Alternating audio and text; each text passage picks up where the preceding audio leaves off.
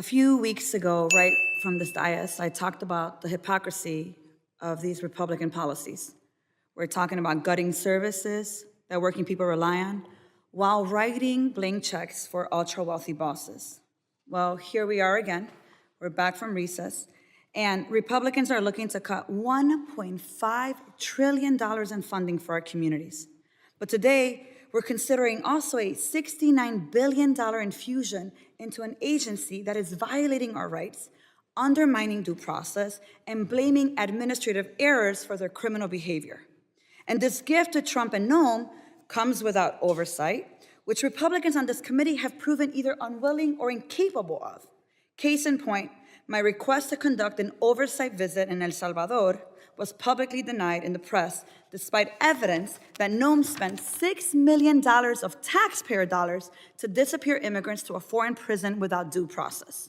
The committee is considering this massive infusion of capital into the department without holding a single hearing with Secretary Noem, a request that I have made and others several times to this body, and I'm making again today.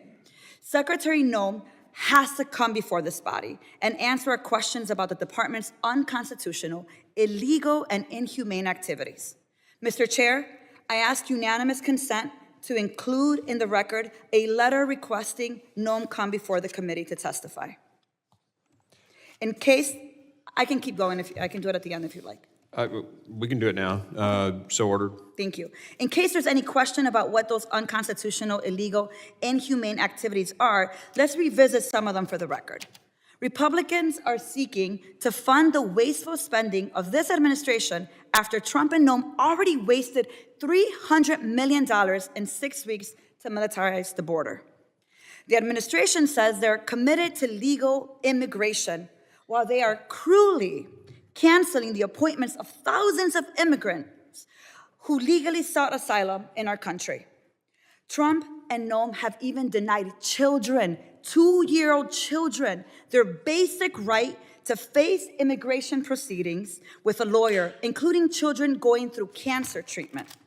Since January, Trump and Noem have used ICE to terrorize our communities, profiling Latinos and arresting U.S. citizens, like the man who was detained in Chicago after buying a slice of pizza, despite of the fact the guy was carrying his ID and his Social Security card, and the Puerto Rican veteran in New Jersey.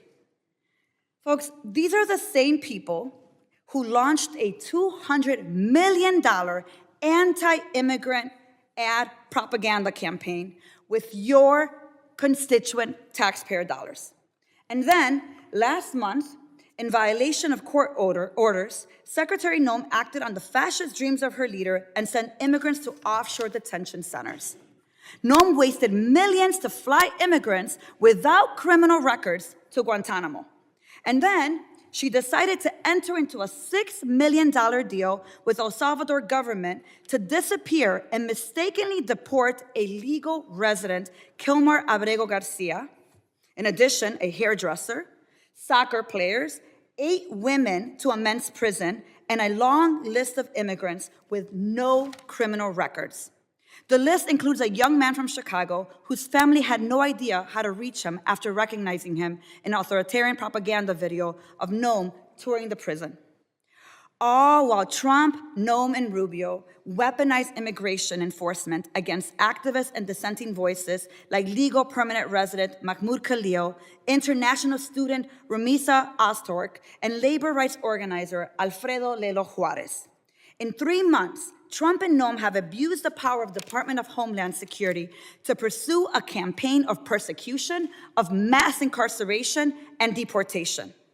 Day after day, Noem disregards the authority of Congress, the laws of the land, the constitutional rights of residents, the court's due process, and every check and balance that protects us from fascist authoritarians. There is no way in hell that I'm giving this administration $1 more to violate our rights and criminalize our communities. And further, Noem must resign from her position as Secretary of Homeland Security. Mr. Chair, I ask unanimous consent to include in the record a letter demanding Noem's resignation as the Secretary of Homeland Security.